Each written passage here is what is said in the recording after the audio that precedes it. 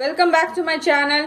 இன்றைக்கி நம்ம ஒரு சூப்பரான புதினா ரசம், மழைக்காலத்துக்கு குளிர்காலத்துக்கு நம்மளுக்கு ரொம்பவே சளி இரும்பல் பிரச்சனையிலேருந்து விடுபடுறதுக்கு ரொம்பவே உதவியான இந்த ரெசிப்பியை எப்படி செய்கிறதுன்னு பார்க்கலாங்க.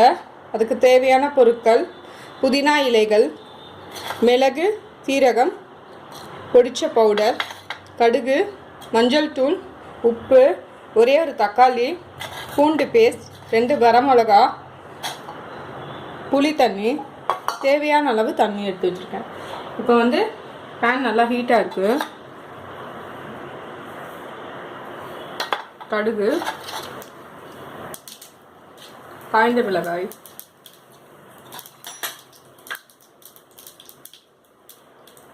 நம்ம வந்து பொதுவாகவே வந்து ஒரு கிளைமேட்லேருந்து இன்னொரு கிளைமேட் சேஞ்ச் ஆகும்போது நம்மளுக்கு வந்து ஈஸியாக கோல்டு பிடிக்கும்.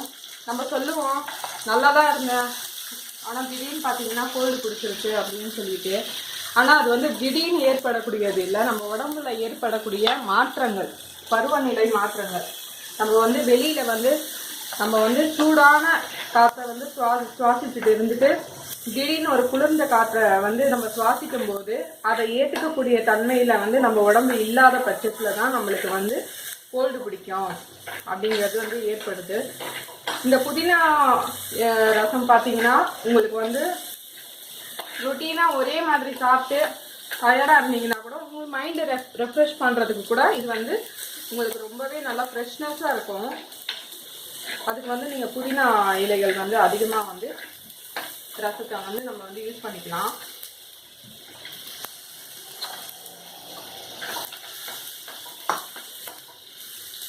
நம்ம வந்து பார்த்தீங்கன்னா நம்ம வந்து பொட்டேட்டோலாம் சாப்பிடுவோம், உருளைக்கிழங்கு வறுவல், உருளைக்கிழங்கு மசாலானா உருளைக்கிழங்கு பிடிக்காத குழந்தைங்களே இருக்க மாட்டாங்க, உருளைக்கிழங்கு பிடிக்காதவங்களே இருக்க மாட்டாங்க.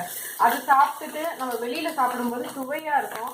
ஆனால் அதனால நம்ம உடம்புக்கு என்ன ஏற்படுதுங்கிறது நம்ம வந்து யோசிக்கிறதே இல்லை. இந்த மாதிரி வந்து உருளைக்கிழங்கு அந்த மாதிரியான வறுவல் ஐட்டம்லாம் நீங்கள் சாப்பிட்ற அன்னைக்கு கண்டிப்பாக இந்த மாதிரி ரசம்லாம் நீங்கள் எடுத்துக்கிட்டிங்கன்னா உங்களுக்கு வயிறுக்கும் எந்த பிரச்சனையும் வராது. புளி தண்ணி சேர்த்துருக்கேன்,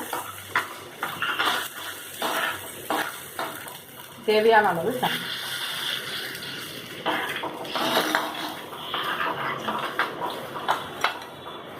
உப்பு சேர்த்துக்கலாம், பூண்டு பேஸ்ட்,